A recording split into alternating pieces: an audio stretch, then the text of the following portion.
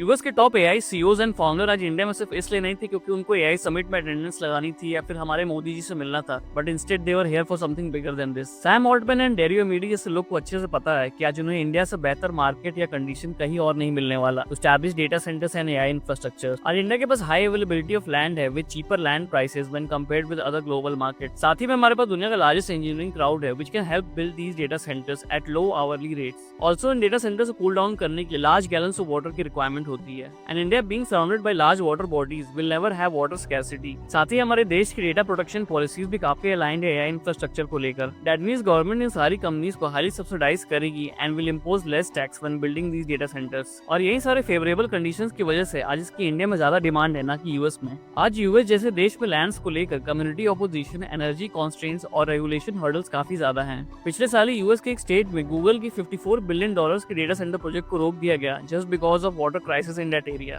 आज यूएस जैसे देश में 1 मेगावाट कैपेसिटी जनरेट करने की कॉस्ट 8 से $10 मिलियन तक चली जाती है। वही सेम इंडिया में कैपेसिटी जनरेट करने में 4 से $5 मिलियन तक का ही खर्चा है। आज इंडिया वर्ल्ड का 20% of the internet data use करता है and it's second largest in terms of AI usage. Means it has the world's largest AI consumer base, biggest market and most favourable place to build these data centres and infrastructures. आप क्या सोचते हैं AI infrastructure boom के बारे में? Comment में जरूर बताएं।